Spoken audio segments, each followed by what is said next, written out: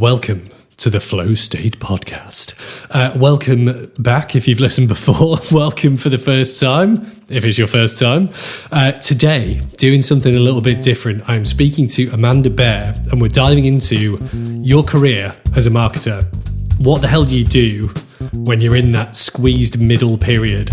Amanda has just launched a business which is very focused on that area. We've both been through it. We talk about our experiences, and we're diving into all aspects of what's happening in marketing this year and beyond. Welcome to the show, Amanda. Thanks very much for coming on. Before we begin and dive into what we're going to talk about today, which I'm loosely theming escape from marketing, which is not strictly true because I know you are still doing marketing just in a different way. Would you like to give a quick intro to yourself and what you're currently up to, and then we can dive into your current project? Absolutely. Well, thanks for having me, Stu. It's a pleasure to be here, and also share my story as well. So I have, I finished my last CMO role, so Chief Marketing Officer role, and I have launched a business, and it's a very marketplace. Exciting. It's very exciting, and I'm happy to share my story and the journey of how it's sort of come about shortly. But essentially, it's a marketplace connecting mid-career professionals through to coaches and advisory support. And, I've got quite a few advisors on the platform already, everything from professional coaches, and they specialise in various different things, whether it's working parents, neurodiversity, career counselling, etc., through to subject matter experts on the other side, whether that's technology, strategy, operations, marketing, building your personal brand, etc. Love it. No, that sounds super exciting, Amanda. And there's many things that I'm actually quite excited to talk to you about. But I think starting at the start, what I like about what you're doing, and obviously I've done this myself as well, is you're living the dream that I think a lot of marketers secretly, inside at work wish that they were doing themselves, which is going off, starting your own business, being able to work on your own brand and, push your own agenda and do things for yourself. So I guess starting at the start, you mentioned your background briefly, what was it that first made you think now is the time I'm going to make the leap and go and do something for myself? I love that you premise that by living the dream, because it's certainly not. And as you know, could that be a possible mischaracterization at the start?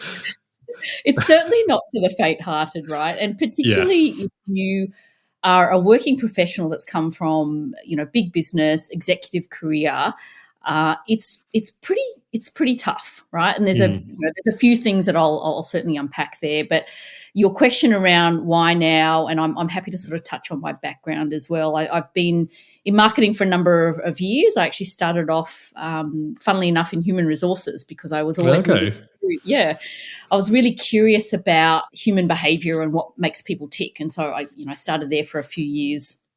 And I ended up getting sponsored working for a travel company in the States. So I spent about a decade in the US and, worked various sales and marketing and partnership roles and worked my way up there in a travel company, Qantas Vacations. Yeah, cool. And I guess the work that I did in partnerships helped me land a job at What If, and did quite a few fun things there in partnerships, which was then acquired by Expedia, right? And so I've gone from local operator who had made a huge impact on the Australian market, did some really innovative things, that was then acquired by a big global organisation. And, even going through an acquisition process is really interesting. So I was on the receiving end of that. But then after that role, I worked at Gumtree, and I was on the other end where we acquired a motors business, Cars Guide and Auto Trader. And I used to work with those guys, actually. That was cool. Did you? Yeah. Small world in our industry, isn't it? Yeah, totally. Yeah. Sorry, carry on. Yeah. No, all good. And so I was on the other side doing the due diligence, working on the internal communications plans, etc. And I guess through Gumtree, I saw. I went through COVID at Gumtree and saw every trend under the sun. I'm happy to dive into what we saw in Gumtree, but I was going to say that could be a whole other conversation, right? Yeah, I mean, needless to say, I definitely cut my chops there. And then I guess moving from working in the travel category for such a long time to working in large databases, a marketplace business, changing categories in the motors space, for example, really meant that you had to be adaptable and had to try to figure things out. And then I after that, I worked at a disability tech company. And I guess the themes that I saw throughout is the challenges that marketers and teams are facing, right? I had always enjoyed mentorship and coaching and building sort of high-functioning teams. It was always the favorite part of my job. And so after I left my last business, I thought, look, two paths. I could go and pick my next CMO job, or have I actually got it in me to start my own business? And I guess you have that aha moment at some stage. And for me, it was, if I don't do this now, it's never gonna happen.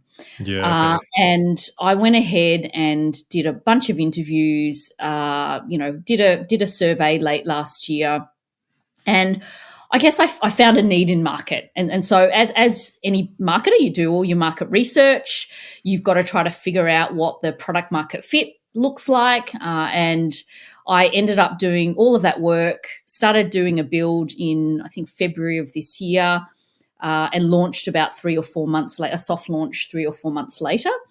And and here I am. Yeah. No, I love it. I think that's, that's, I could talk to you all day about, like, that's a super interesting story from where you've come. But I think it's super interesting. Just a couple of points that you raised there about obviously coming back to something that you'd I guess I kind of started in, right, from your your beginnings in HR, and kind of coming back around to that through a few different roads in marketing is interesting. And I guess talk to me about, like, when you were like, okay, well, it's now or never. Was there any sort of significant, factor in that decision, or were you just kind of like sitting down, thinking about the depressing spiel of, getting back out on the recruitment game, or, like, was there any one moment, or do you feel like it was just a cumulative sort of build up of, like, you've always wanted to do something and it was just an opportune time? It's an interesting question, right? And I wonder if any entrepreneur has that sort of one moment. Sure, there's aha moments along the way. And for me, I think it's a cumulative impact.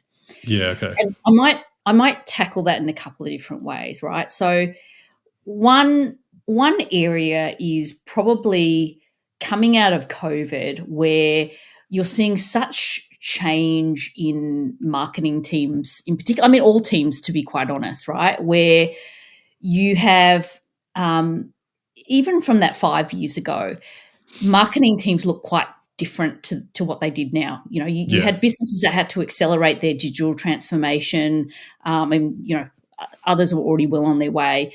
You've got the raft of technology options out there, which is bloody confusing, pardon my French. And then obviously AI, etc. And then now you've got your cost of living pressures.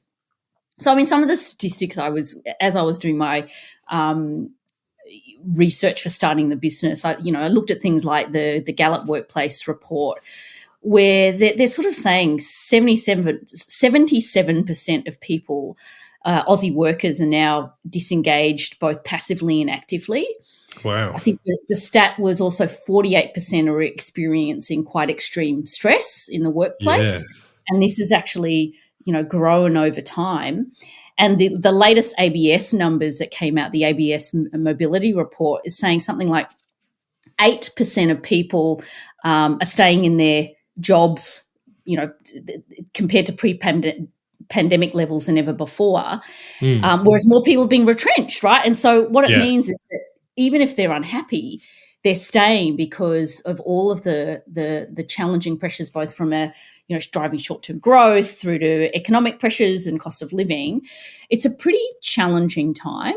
And your question around the why now too, what I've really seen is, if you're in an organization and you're starting out with your career, your first 1 to 5 years is pretty well mapped out, right? You're starting your career. It's all pretty exciting. You've got your networks internally that can support you. You've got your training, etc. You're kind of okay, right? Yeah. At the other end of the spectrum, you've got your C-suite executives who tend to have leadership training. They will have access to coaching. They've also built a pretty robust network, you would hope. I mean, some of them haven't, but more or less a lot of them do. Yeah. It's probably in that mid-career section where, you're ahead of marketing, product, technology, whatever that looks like, senior manager, where you've got the dual challenge of executional pressure, driving that short-term growth, figuring out, translating the business strategy into your work, and you're less well networked. A lot of companies that I've been interviewing have also been saying, this is the cohort that are experiencing a lot of that pressure, but we can't often afford to focus on this area. It's the 2 and 3. Just leave them to it, Exactly. So that, to me, this is the why now. That's really interesting, actually, because I think it was one of the things you mentioned when we first spoke that I thought was particularly unique about your approach is that, like you say, it's like the classic, take the sort of class example of like the squeezed middle, right? Where you get the worst of both worlds oftentimes, and you get very little support, and you're often, I think the thing for me from my own experience doing it in agencies was exactly that, where you're sort of going typically from a specialized role up to like managing people, sometimes with very little formal training, just because you like, to your point, the career trajectory usually is like do something for a bit, become a manager, and then do something else after that. And I'm sure I'm not alone in thinking that I didn't really sort of fully appreciate, one, what actually managing people was like, and two, just that I actually didn't really super enjoy it when I was doing it, which is fine. It's not for everybody, but it definitely just kind of resonated with me quite a lot, that sort of focus that you had decided to sort of zoom in on. So do you like what are your thoughts on what the big pressures are at the moment on those kind of mid-career people? Like, are there sort of things that you think are on everybody's plates, or does it vary from industry to industry? Like, what's your view on it at the moment? Your comment before around managing, going from a sort of individual contributor being a specialist to going into managing teams. I might touch on that for a second, and then I'll go for it. I'll answer your question. I think companies are expecting a lot from employees these days, right? Where there's so much rapidity of changes in the business environment that you've got to drive that growth. You've got to figure out your capability gaps. You've got to build teams, etc. Build the culture within an organization. And if you're an individual contributor going to be a people manager, what I've found is that there's a lot of companies not doing the training well enough to work through that transition. And it's particularly rife with the agencies that I've spoken to as well versus your corporate organizations, to be quite honest. Doesn't surprise me, to be honest, but yeah. And that's really the time where, if you're people managing as well, that is where you need the support. And people management, there's a lot of experience you gain over years of practice and experience. And when you're in that early first 1, 2, 3 years, you haven't got that experience at all. So you need to lean on whether it's, internal mentors, external guidance, or that training to be able to get you there. And part of it is experience, and part of it is actually, well, what do I do? I can't just bandy to every, employee request. How do I lead this team to be high functioning? What does high functioning even look like? So that, and it's really funny. I have just come off doing chairing an event, and I was talking to a whole bunch of marketers, and I had a few of them that came up to me asking questions around whether they should stay a generalist in marketing or actually focus on, specific skill sets and things like that. And I think one of the biggest challenges now is that if you choose to be a specialist, things are moving so fast. Yeah. Whether it's in digital marketing, whether it's thinking about AI efficiencies, productivity tools, whatever that looks like, it's hard to figure out what do I specialize in, and if I do, is it going to change in another 2 years? 2 years time, and frankly, of course it is. Yeah. And unless you sort of keep up to date with those changes, I think either path that you choose, you just have to make sure you're peaking above and learning and growing it, etc., and getting out of your day-to-day execution and outside of your organization to keep learning. Otherwise, you are going to be left behind. It's going to be really, really challenging.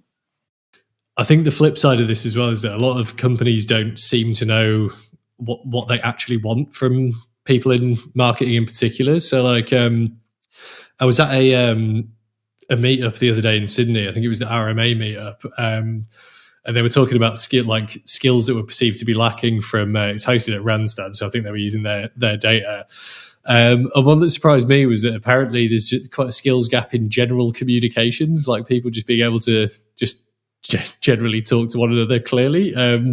So I was like, from that perspective, I was like, that seems to be a more severe hole in the workforce than than what you were just describing around just marketing. But then they were also saying that apparently a lot of the perceived gaps were around some of those specialist areas. So like social media was one, which is probably not a surprise, just given how fast that changes, like every 2 minutes basically. And then I think one of the others was something around something a bit more established, like it was either search or something similar. It might have been content strategy. So how are you seeing any sort of specific trends in those areas from where you're now working, Amanda? Like, is that something you're trying to kind of address with your current business and approach, or are you currently still just sort of feeling out the markets, trying to understand where people really need help, or is it all of that at the same time? It's all of the above, right? And okay. So a few of the comments I'm getting from organisations and then employees as well, a few different things. A lot of them are probably, to your point around communications, they're probably more soft skills. So things like giving feedback, storytelling and executive presence, the sort of leading and influencing, working with C-suite. So very, they're very generic and sort of common things that are always there and always pervasive. You can always do better in terms of your storytelling, etc. But what I found interesting is in agency world, in particular, because a lot of agencies hire junior people quite early in their careers, they find that there's quite a disconnect between expectations, work ethic, that sort of whole live to work to live scenario at that junior stage versus senior managers who have been used to working really late hours all the time, used to being on, working really hard, right? And there's quite a disconnect between the both. And so, I mean, some of the content I'm going to start to pull together is probably how do we understand the language, the getting the most in terms of productivity out of these almost multi-generational teams, because sometimes it sounds like they're really not speaking the same language. That's pretty interesting. Yeah. Yeah, it really is. And so, and again, until you do your research, these were actually quite common themes that were coming out with, a few different organisations I was speaking to. Then you talk about capability as well. Obviously, AI being one of them, you've got quite a divide with some marketers in particular who have already started to do, good adoption. Besides Chat GPT, it's kind of beyond that. Yeah. And then others are still going, I don't know where to start. And it's really interesting. I've been to a few topics on AI, and it's really interesting to see the level of questions or the no questions that people ask, because some audiences, it's just too overwhelming, right? Yeah, right. And so So how do you, I've probably got a couple of coaches who focus on, innovation, AI, productivity tools, that do quite a few interesting things in that space. And so if you're too afraid to ask about it within your organization, then, maybe just hop on and listen to a few podcasts and talk to a few people about your personal use cases. Yeah. And the other one is, as you call out, there's so much rapidity in terms of movement in social media, digital marketing, etc. I think, and then technology, like the amount of technology tools is just so voracious. It's really difficult to know, what do I pick? What actually matches into my current tech stack? And how do I understand the pitfalls and opportunities of implementing, this tech versus this tech? I just don't know. And so, that's the sort of feedback that I am hearing from a few different people. Yeah. Okay. Again, this is it kind of chimes quite well with the conversations I've been having. Probably having less conversations than you are at the moment, but I've been touching on a lot of the same themes where it's just sort of, being, and your point, which I think is quite interesting, is like, I never really know whether I like to describe myself as a generalist or a specialist now, because like my original background was like e-commerce and then search, like SEO and content originally. But that in and of itself has become quite general now, just because of, the way the internet's evolved. But then I'm still running into like non-digital marketers who are like, yeah, digital specialists. And I was like, well, is that a specialism anymore? I don't really know. Like, surely digital is just everywhere now. Like, it can't be a specialist skill, but apparently it is in some areas. But to your point, like, I think it's hard to imagine coming into it fresh today, just with the amount of stuff that is everywhere. And to your point, you're like, even if you just know that you want to get into like the digital side of marketing, where do you even start? It's like so fragmented now and so complicated. And I think the point you made about sort of where to focus is a really good one, because you sort of don't really know as a younger person coming into the workforce, like you kind of forget like that you and I probably have a very good sense of what's just probably a tactical, it'll be here for a year and then gone, versus a more, like long range, something feels like it's going to be embedded into your life, based on just the trends in the industry and the companies behind them and that kind of thing. So do you have any sort of, do you have any ideas or any kind of tips on how to approach that at the moment? Or is this something that you're trying to sort of work out how best to sort of provide that kind of advice? Do you mean how to sift through what's a sort of flash in the pan versus something that's probably a futurist embedded idea? What can you just clarify that? Yeah, sorry, that's a bit of a vague question. I was just kind of talking and thinking at the same time. So to rephrase that into a probably more of an actual question, just going back to I guess going back to your point about, do you be a generalist or a specialist? Kind of what do you go into? If you were sort of starting your career today and were like, right, what am I going to focus on? What would your thought process be as to how you would approach it? I guess is a more specific way of phrasing that. Ooh, that's a tricky one. So if you were starting out your career, if I'm reflecting on my background to being a startup founder, I'm thinking about all the skills that I need to build a business from scratch. So I feel like I'm almost at the embryonic stage of trying to figure things out. And I haven't been on the tools for a long time either. So I'm doing my own TikTok videos. I'm, doing my own LinkedIn content. I'm having to build my Google Analytics from scratch.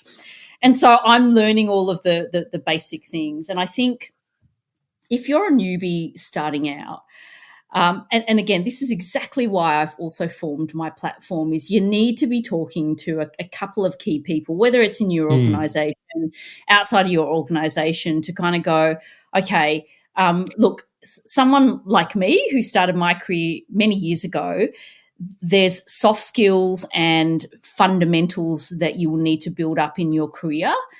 But in terms of technical capabilities, you've got to talk to people that are probably a couple of years ahead of you, and you might want to talk to a handful of different specialists, whether that is in social media, whether that's in SEO, because they're going to tell you completely different things. Yeah. And I think even if you started to jump on to, learning through YouTube or LinkedIn Learning or podcasts and things like that, look, it's a starting point. But to be honest, it doesn't often answer the questions that you might have about your sort of personal journey, right? To figure things out. So to me, it's the talking to different people to get a really good sense of, right, what am I passionate about?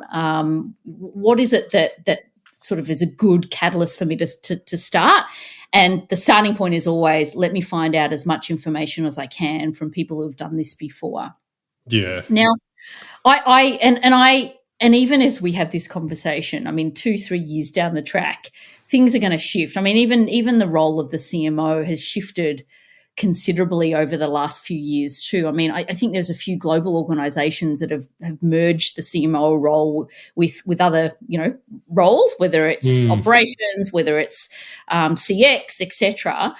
And, that wouldn't have happened maybe 5 years ago. And so I guess the capability as you move on in your career has shifted over time as well, where if you're now leading a marketing function, you've got to understand the data analytics, you've got to understand business strategy, you've got to understand at least the basics of tech and product marketing and CX strategy to be able to inform what you do in marketing. And you've also got to be able to understand how to lead, those multidisciplinary teams as well. So, it goes both sides, that you have to speak to a bunch of people at that junior end and a bunch of people at the senior end to actually then craft the right story that's right for you. Yeah. Look, I would totally agree with that. I think this is one of those big generational differences. Actually, like I don't necessarily buy into the sort of the splits being as distinct as they're made out to be all the time. But I think if you've come from my generation onwards was the first that kind of, grew up with technology kind of emerging, like it's like the first of everything. It's like first mobile phones, first, not the first computers, that was Gen X, I think. But like, not having it, then having it, obviously you kind of learn it, as you've noted, you kind of learn it as it's all coming out and it's just there and natural. But I suppose the previous generations of markets just never had to deal with that level of technical detail, right? Because it just wasn't, it wasn't as, just present everywhere.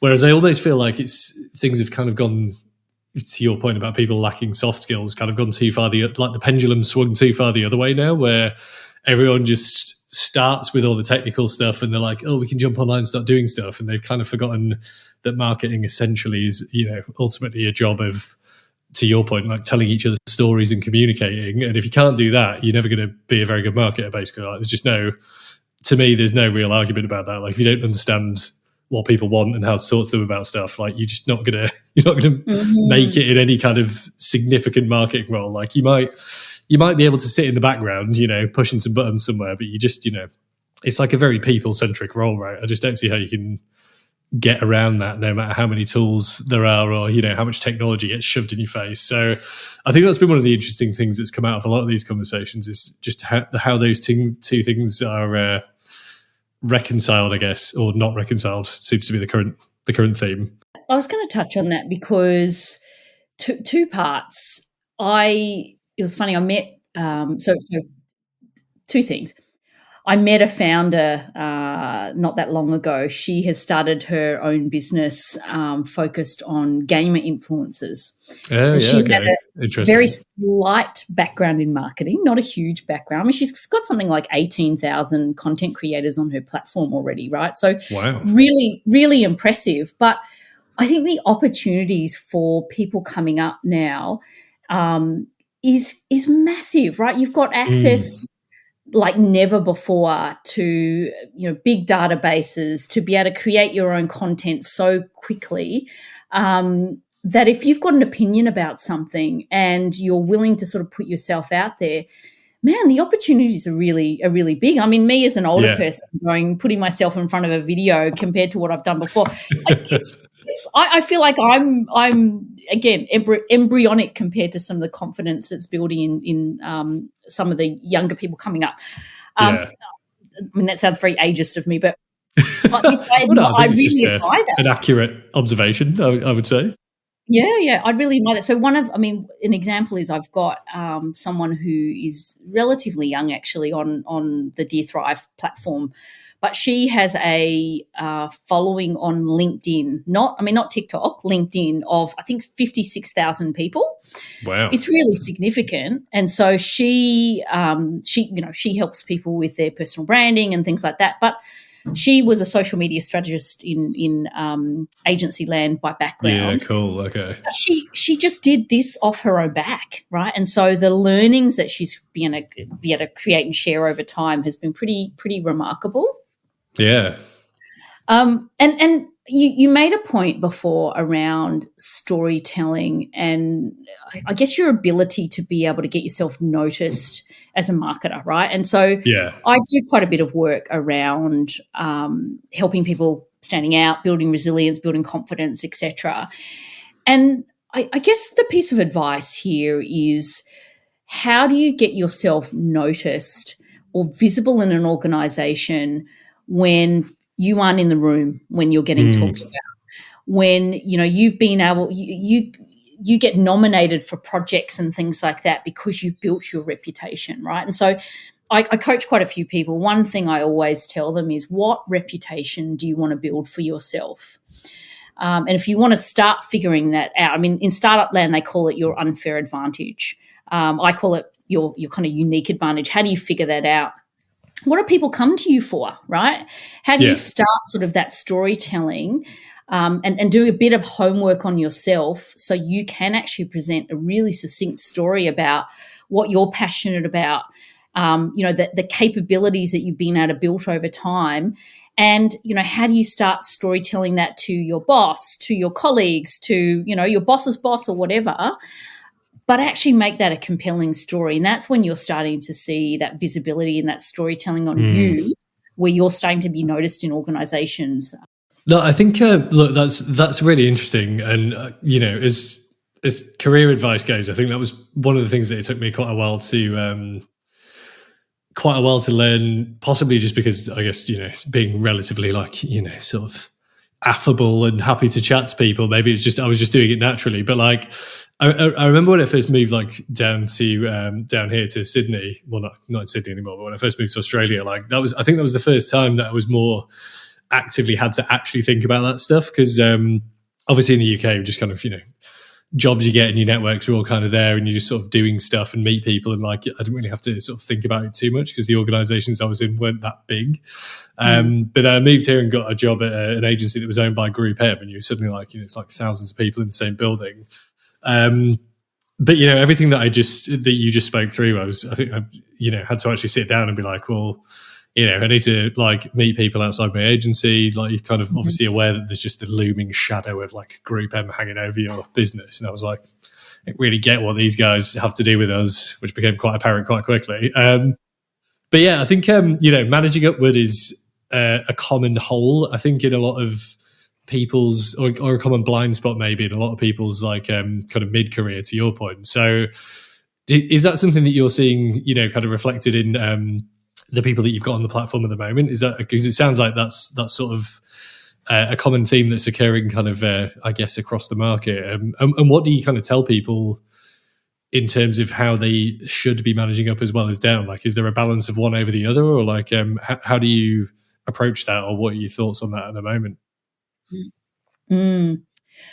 So I might touch on that in a couple of ways. And to your point around when you first, move countries, you started your new role here,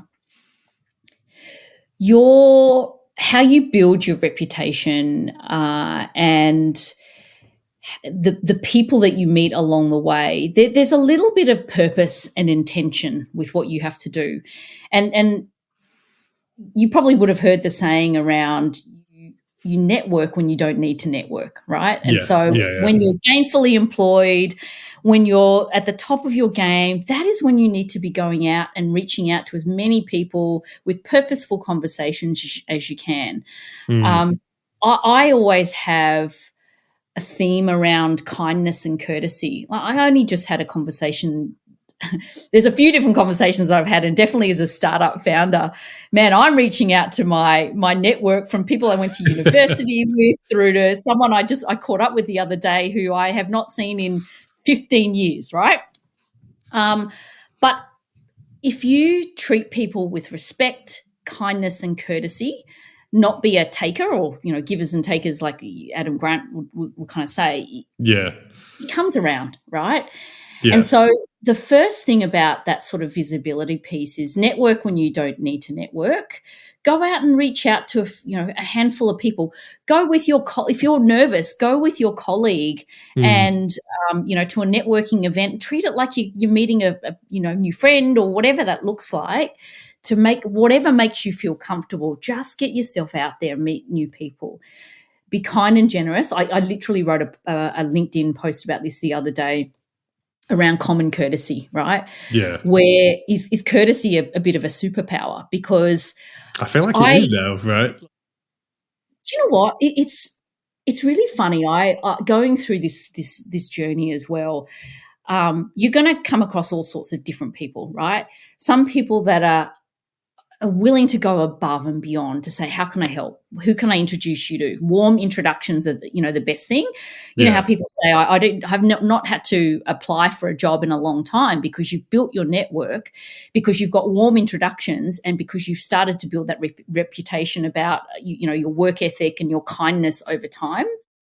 I've been to a bunch of different events, and I chaired this other event last week where a few of the speakers no-showed or there was a cycle of different speakers, and I just thought, is this a reputation you want to build for yourself? Flakiness.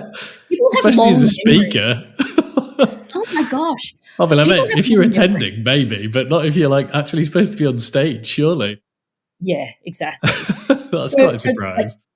Don't do the flakiness thing. If you say you're going to go to something or whatever, you show up. If you want to network properly, be a little bit prepared. Ask curious questions. Go in there and remember a few things that the person has said.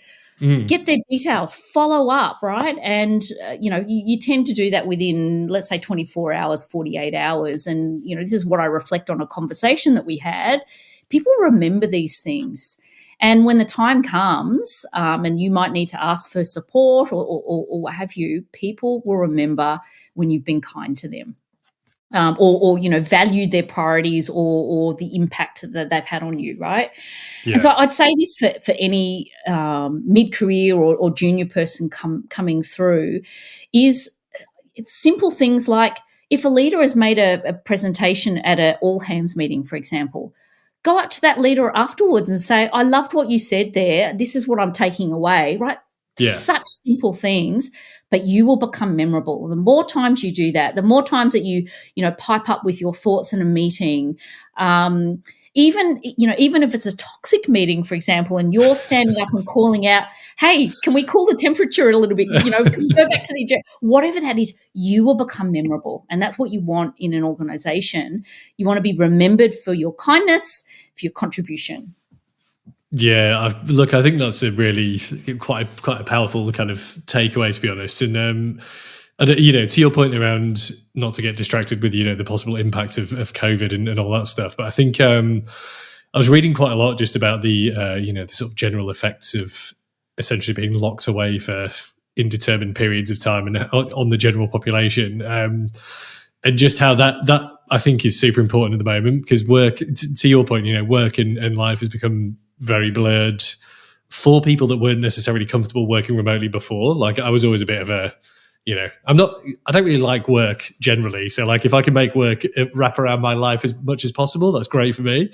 I've come to terms with the fact that I have to do it because, I need money to do stuff and enjoy bits of it now. But I think, getting back on track, the fact that you were okay, maybe you were more happy in the office and then suddenly you were just shoved into your own house is jarring. And then all the stuff that's happened since then, this global sort of instability that's going on, the elections, everything's just very stress inducing at the moment. And I think to your point, the best way to combat that is just to remember that, everybody probably is a bit stressed out. And if we're just all nice to each other things will be a lot easier, and just try not to, take stuff out on everyone else. Like, I know it's hard when people are being possibly annoying and you don't want to be in meetings, to your point, like maybe someone's doing a mega long presentation, you don't really want to listen. But if you kind of flip your thinking around it, there's always a takeaway or something useful in any situation you're in, usually I've found.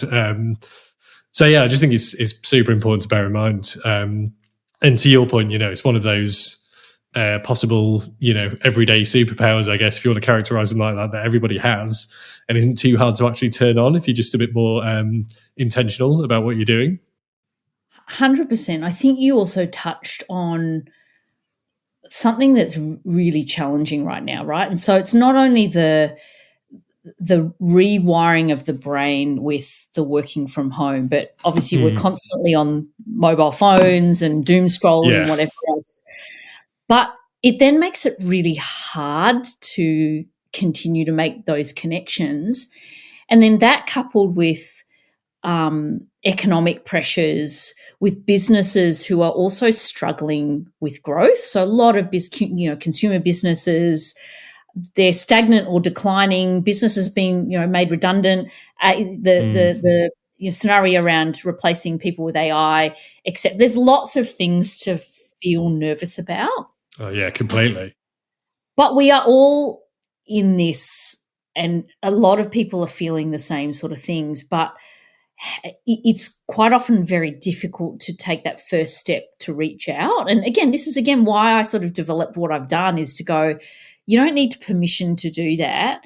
There's lots of people to be able to start to lean on to talk about some of the challenges. And look, obviously emotional, when you're going through depression or anxiety, this is where you need to go and see a medical professional, etc. But a lot of the times that isn't what people need. It's, what am I actually struggling with at work? It's more, how do I deal with this, this current challenge that I'm facing? How do I practically get the right advice to get you through it? And quite often those conversations are going to be much better than you sort of ruminating on the challenges at home.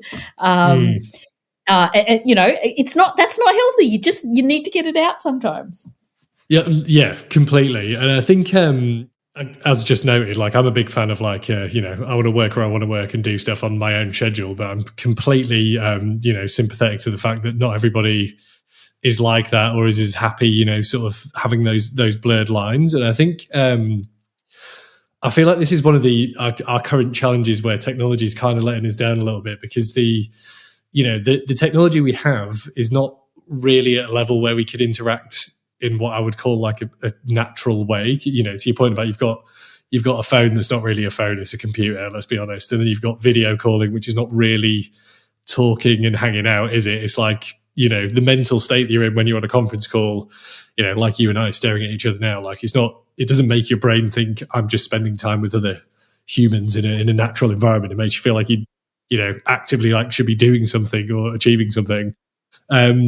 So I feel like if we're going to carry on down this kind of hybrid road, we really need some sort of, there's a leap forward in technology that will allow us to do something that will make all this seem a lot more natural. And I feel like some of those problems might go away, but we're not quite there yet. Like, I was having mild nightmares about this when Mark Zuckerberg was launching the metaverse, and his horrifying idea of what we should all be doing together in Meta's world it just looked horrendous in so many ways. But that idea, like, I think the idea is good. It was just his execution was awful, like, some sort of weird Wii version of work or whatever. But yeah, I think basically I agree with you. I think we're struggling a bit at the moment, and people obviously, with cost of living and stuff all, bearing down on you as well. Like, the idea of then going back to a commuting life where you're 9 to 5 in it every day in another location is obviously not super appealing. So it's, it's a bit of a challenge. I think that's part of what's stressing everyone out, I guess, isn't it? It's just these things are sort of largely outside your control, right? And like, I know a few of the big tech companies like Salesforce are sort of forcing everyone back to the office. I think they would full time if they could get away with it. But then I don't think they're really offering much in the way of real value in any of the areas that, forgive me if anyone works at Salesforce who's listening to this, but the areas that you just mentioned, I know they've got some quite good benefits, but I don't necessarily know that they offer that sort of, the softer side of that. It's just like, hey, come back to our office.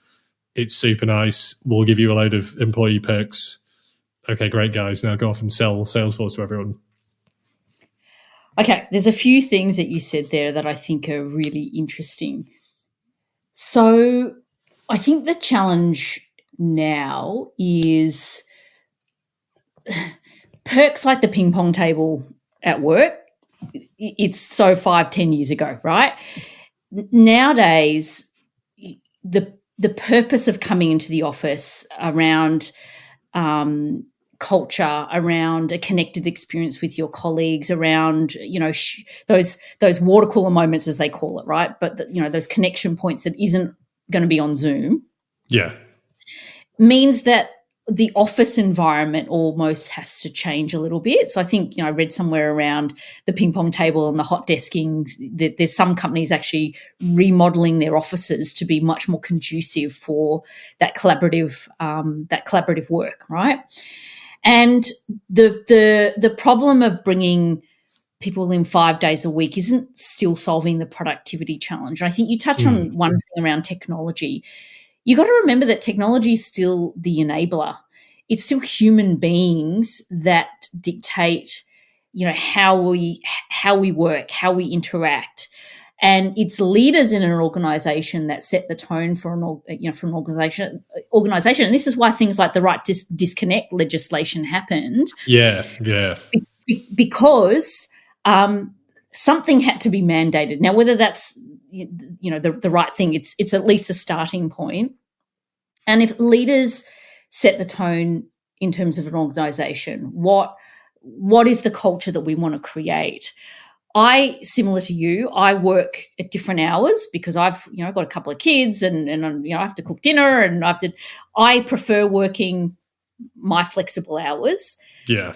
And so you might get an email from me at 11 o'clock at night, but I will set the tone with my team to say, this is how I work. But I don't expect the same response from you guys. Now, the challenge is that if you get a notification, some people get sort of triggered by that. And so how do you build the right culture of trust and kindness to be able to establish those right cultural norms where the flexibility on both sides is sort of permissible and acceptable? Yeah, and look, I think that's. I don't feel like that's something that in the places I've worked has ever really existed, to be honest. Because I know even when we were in the office at various places, like there were certain managers when I was in the position that you're now sort of trying to service and support, Amanda, where you're a lower middle to middle level manager.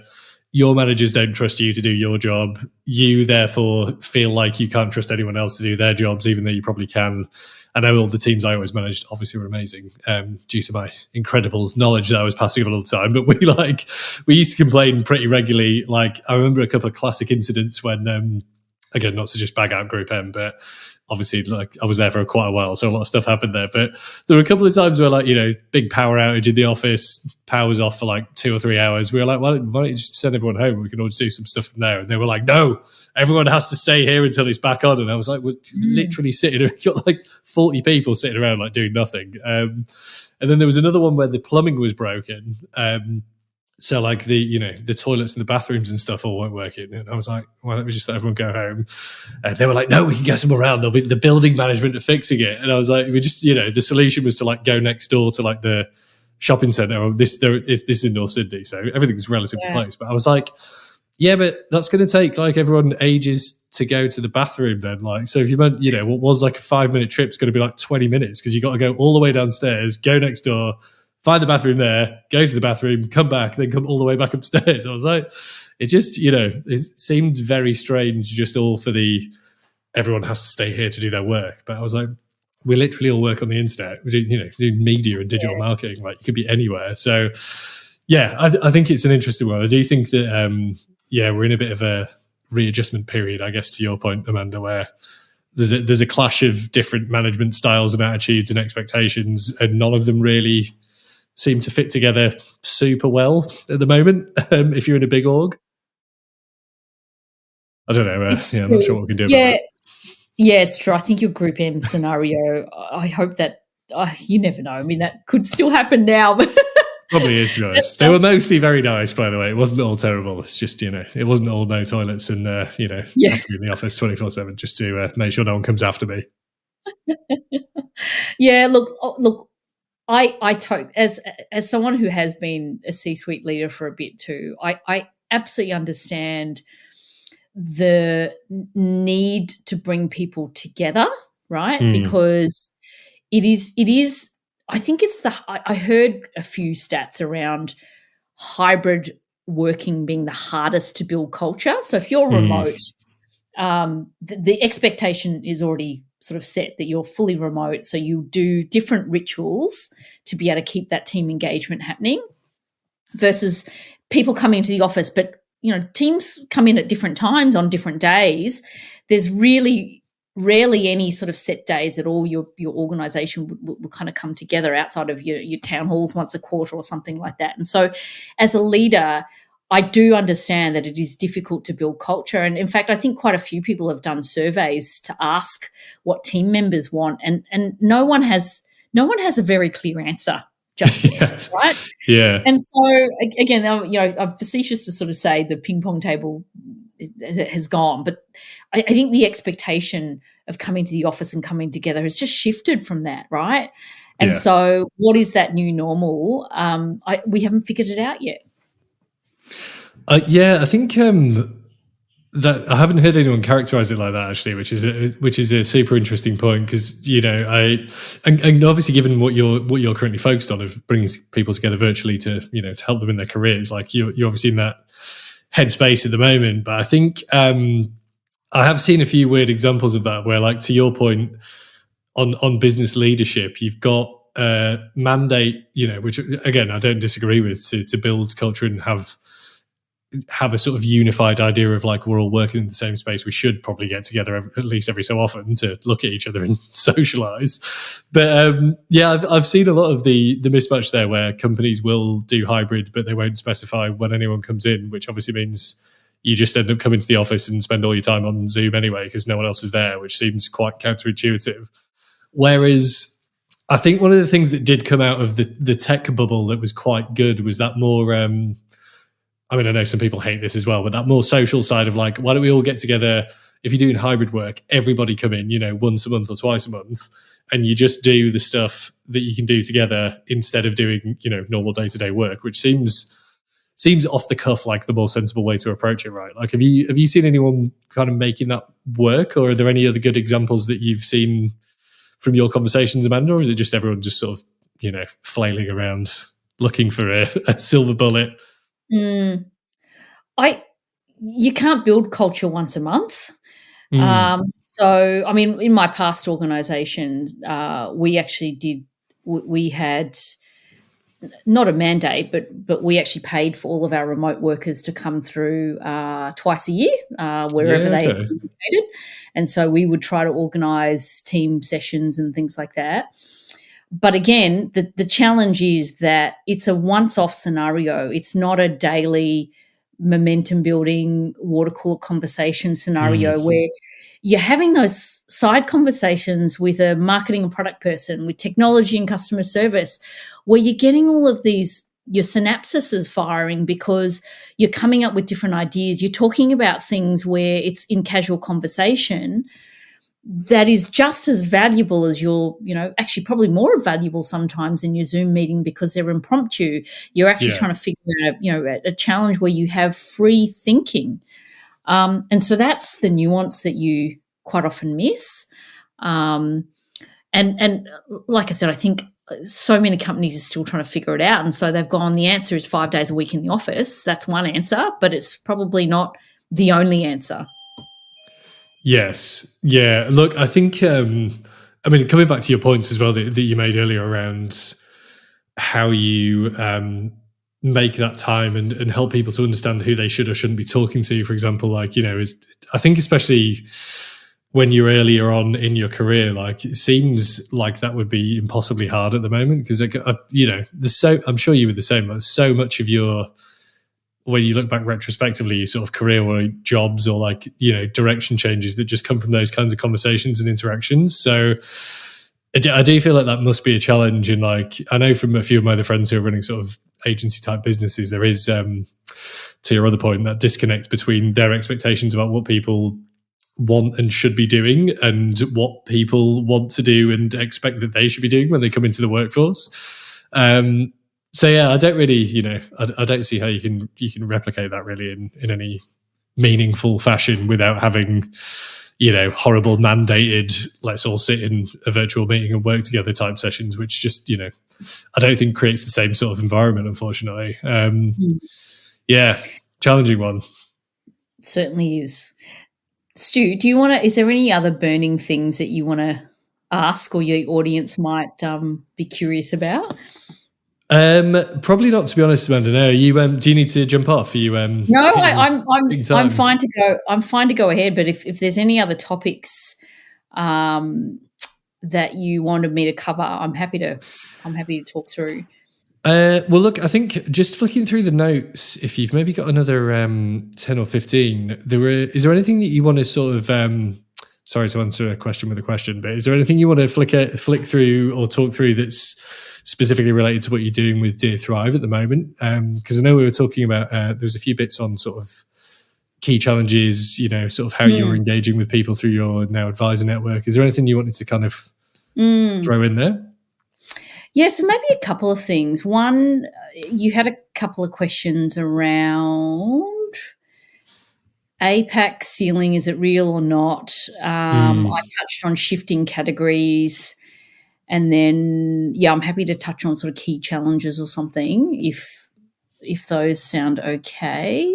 Yeah, definitely. And yeah, sorry, I was just checking the time as well. We can maybe we do a couple more and then we can wrap this one, Amanda. Because like, if you want to come back on and do some more, we can happily record again. Like we don't need to cover everything today. There's plenty of time.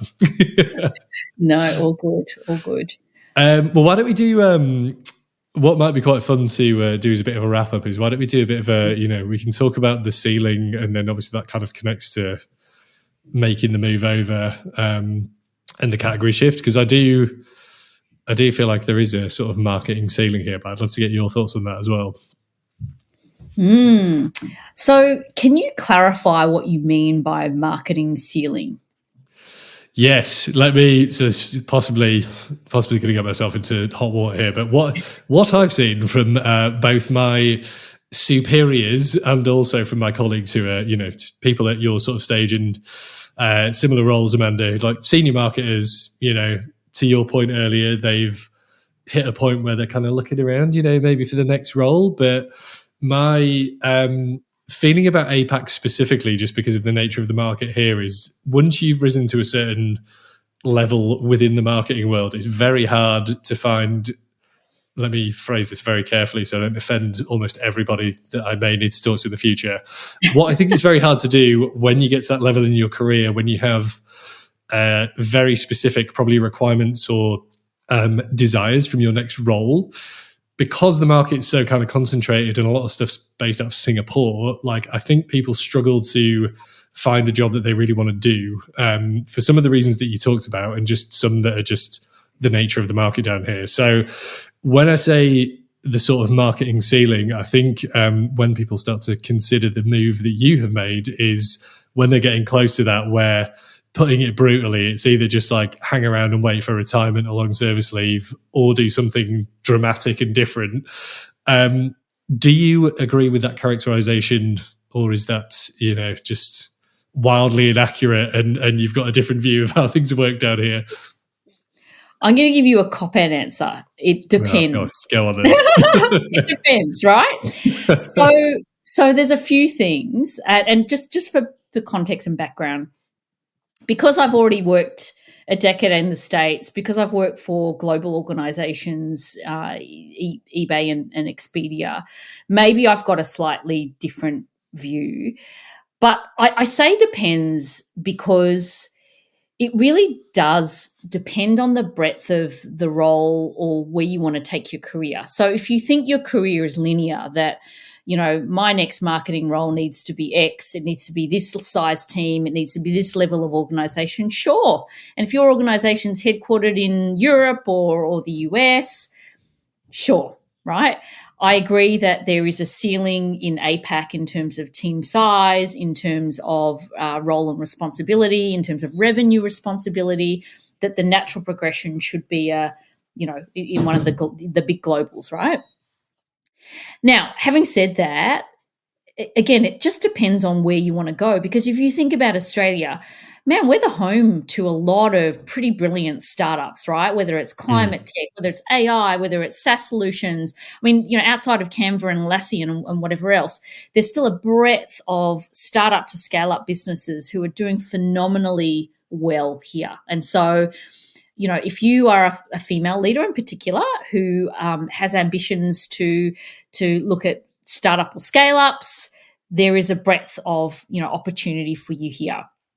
Now, having said that, also, I do think that the world is a pretty small place. I do think that having international experience, now whether that's a secondment for 12 months, 6 months, whatever that looks like, it does open your eyes to different opportunities. Yeah. Now, managing teams and things like that remotely from AU is really, really hard. The time zones just make it really, really difficult. But I think if you have the opportunity to work internationally, it's pretty good. But I think as you also get up to that stage of career, you've got a mortgage, you've got a family as well. Sometimes it can be a little bit more challenging to pull you out of school, etc. So there is a little bit of a balance. But yes, I would recommend someone, to a lot of people, have an international stint if you can, or get, or have exposure to those global orgs. Yeah. Okay. But I, again, my answer is it depends. I think that's a very diplomatically worded but informative answer, Amanda. I like it. Yeah. And look, I think you touched on this a little bit earlier, but I think is it easy enough to switch categories? Like, do you think if you're, do you need to amass a certain amount of experience first before you can think about making that change? And to give that some context, I know, a few of my sort of friends who are in those, not quite CMO, but sort of, senior marketing roles have struggled to make the change because they just hit up on a lot of the, the usual boring recruitment issues where they're like, oh, well, you don't seem to have any experience in this category. And it's like the classic challenge of like, well, no, because I want to come and do it, right? But I've got cross, whatever they're called, transitional skills or cross applicable skills. So, do you think that's still there, or is it easier now to sort of shuffle around a little bit? Oh, it's such a hard one, right? Because you are so right. If you're coming up against a recruiter and, you haven't got the breadth of experience in a certain category or what have you, it's, computer says no, right? And that's, exactly. Fair. I don't think that's fair. But this is where your networking becomes really important, because then if you can build that connection, your network will be able to help you potentially switch categories. So for me, I do know quite a few people who have stayed in the travel category, for example, for years and years, and can't seem to branch out otherwise. I mean, travel is it's a pretty fun category, so it's like I totally get it. But that's all right, yeah. But also agency. So going from agency to client side can be a little bit tricky too. But having said that, I was for years in the travel category. But I think where I bridged is going from travel in one spectrum, traditional, through to technology, which is the What If Expedia piece, which then really opened up the other opportunities. The two hardest categories that I worked in were in motors and then in disability. Motors, predominantly male. I had to change the way I postured myself and all that sort of thing, being female. I mean, the things that you have to go through. And the disability community is hard to get your head around, and they're very, very vocal, right? And so I'm proof that you can actually switch, but you have to demonstrate the fundamentals of marketing are still the same. You still need to understand your customer. You still need to go through your brand positioning, your research, your value proposition. You still need to focus on your acquisition or retention, but the sales cycle might be slightly different. But the fundamentals, even of B2C and so D2C, direct to consumer, as well as B2B, fundamentals are still the same, but your audience and how you approach might be slightly different. And so if you can paint that story, and there's like common models out there when you start to do your interview, do your store story. I think it's called SOAR stories. I can't remember what the acronym is. It's essentially your storytelling. Give your examples that are really transferable, backed by data, what you've influenced, etc., to be able to demonstrate how your skills are fundamentally the same. Yeah, I think that's a really good point, actually. You know, obviously we've covered a fair amount of sort of subjects that touch on that, but the fundamental principles of marketing don't change that much, right? It's like, you know, all the executional bits and the ingredients are obviously changing all the time, but I think it's definitely something that I touch on quite a lot all the time. Is like, you know, if you're getting super confused or you're having a bit of a crisis of confidence, just remember that, you know, at the end of the day, it's all sort of the same stuff that's been working for the last, you know, hundreds of years, if not thousands of years. So it's, you know, it's a good way to kind of calm down a bit, I find. Like, it's not as complicated as it seems on the one hand, but then it is super complicated on the other, just depending on which bit of it you're looking at. So look, I think by way of some kind of final thoughts, Amanda, in terms of where you're at with obviously with Dear Thrive and what you're doing at the moment, what you know, what's the kind of next phase for you now? If people want to reach out to you and find out about what you're up to, how is it best that they do that? You know, tell me what's happening now and what's happening next. So a couple of things. I think where we're best placed to support people, and let me take a step back.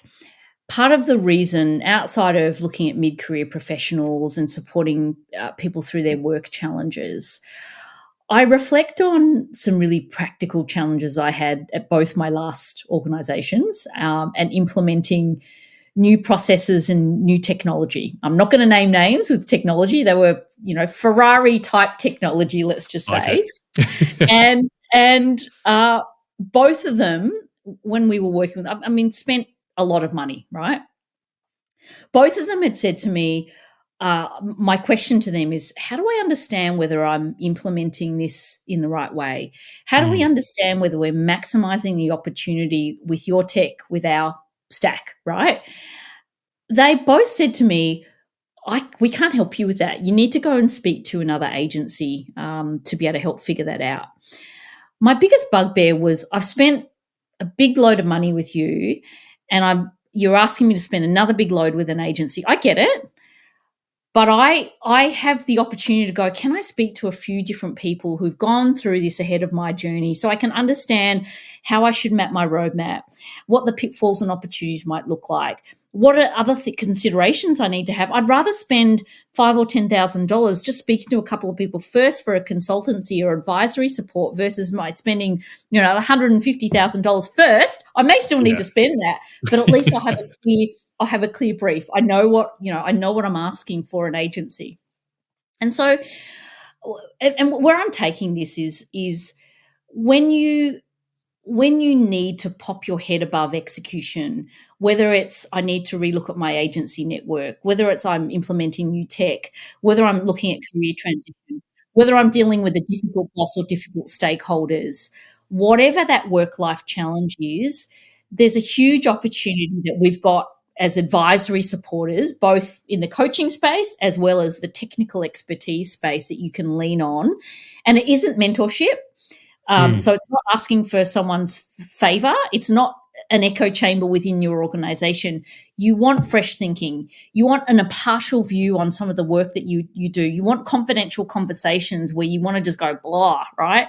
Yeah. And you want to talk to experts to be able to help guide you through it. Sometimes it takes one or two conversations where you're going to get all of these, you know, new ideas that come to you and fresh thinking on the same challenges you're having with your organization.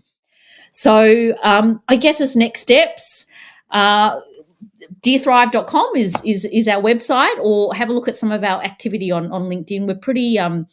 We've been pretty good at interviewing some of our our coaches and advisors, letting people know what they can support you with. We're getting some feedback coming from customers and clients now. We've got lots of sort of panel discussions that we promote too. And the idea is it's individualized support. So if you've got any organizations that are listening out there as well, I'm having quite a bit of great conversations with product and P&C leaders and learning development people sort of saying, I understand. It's almost like a choose your own adventure scenario where each individual employee can go, right, my problem is resilience, confidence, executive presence, for example. I need to talk to this and this person. Another person might be prioritization, driving short-term growth, and it's different people that they speak to. And so the beauty of the platform is that you can choose your own level of personalized support. And we've got a sort of raft of advisors and coaches to be able to support you. Awesome.